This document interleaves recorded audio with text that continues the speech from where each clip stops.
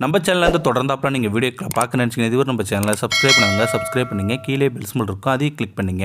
சரி வாங்க நம்ம வீடியோக்குள்ளே போகலாம். மெடிக்கலில் தயங்கி தயங்கி அந்த மருந்தை கேட்ட சிறுமி கேட்டால் கண்கள் எங்கிடுவீங்க. 8 வயது சிறுமி ஒருவர் மெடிக்கலுக்கு தயங்கியபடி வந்தார். கடைக்காரர் அங்கிள் என்று அழைத்தார். ஆனால் வேறு ஒருவருடன் பேசிக்கொண்டிருந்த அந்த மெடிக்கல்காரர் 2வது குரலுக்கு என்ன வேண்டும் என்று மெதுவாக கேட்டார் அந்த மெடிக்கல்காரர்.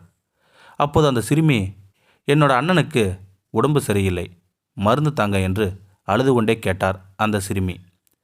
அதற்கு அந்த மெடிக்கல்காரர் சொன்னார், பிரிஸ்கிரிப்ஷன் கொடுமா, தருகிறேன் என்று கேட்டார் அந்த மெடிக்கல்காரர்.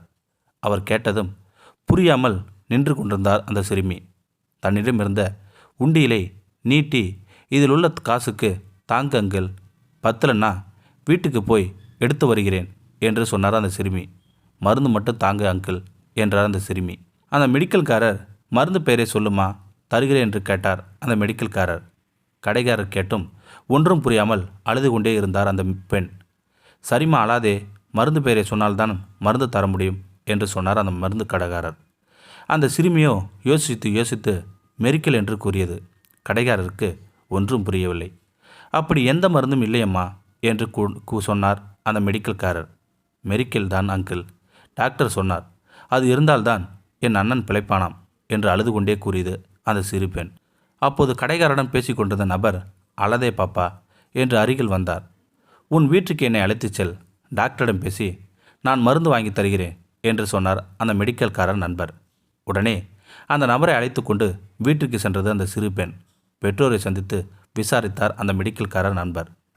அந்த மெடிக்கல்காரர் நண்பர், என்னாச்சு, இந்த பெண் மெரிக்கல் என்று மெடிக்கலில் வந்து மருந்து வேண்டும் என்று கேட்கிறார், ஒன்றும் புரியாமல் தான் நான் வந்தேன் என்று சொன்னார் அந்த மெடிக்கல்காரர் நண்பர்.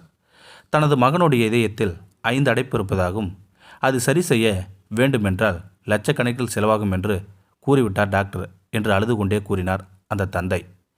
அப்போது அந்த மெடிக்கல்காரர் நண்பர் சொன்னார், நானும் டாக்டர் தான், பிரபலமான மருத்துவமனையில் இதய சிகிச்சை நிபுணராக இருக்கிறேன் என்று கூறியுள்ளார் அந்த மெடிக்கல்காரர் நண்பர்.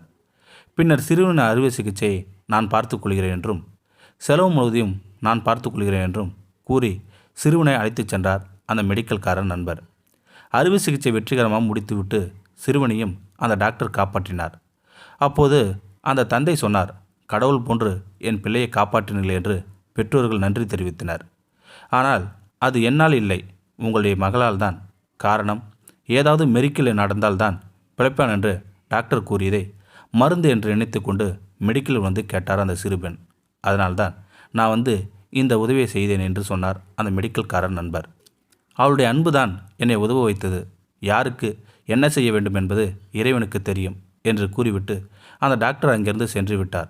இந்த வீடியோ உங்களுக்கு பிடிச்சிருந்தா கமெண்ட் பாக்ஸில் கமெண்ட் பண்ணுங்கள், கூட உங்கள் ஃப்ரெண்ட்ஸுக்கு ஷேர் பண்ணுங்கள். இதுவரை நம்ம சேனலை சப்ஸ்கிரைப் பண்ணுங்கள், கீழே பெல் சிம்பல் இருக்கும், அதையும் கிளிக் பண்ணுங்கள். தேங்க்யூ ஃபார் வாட்சிங்.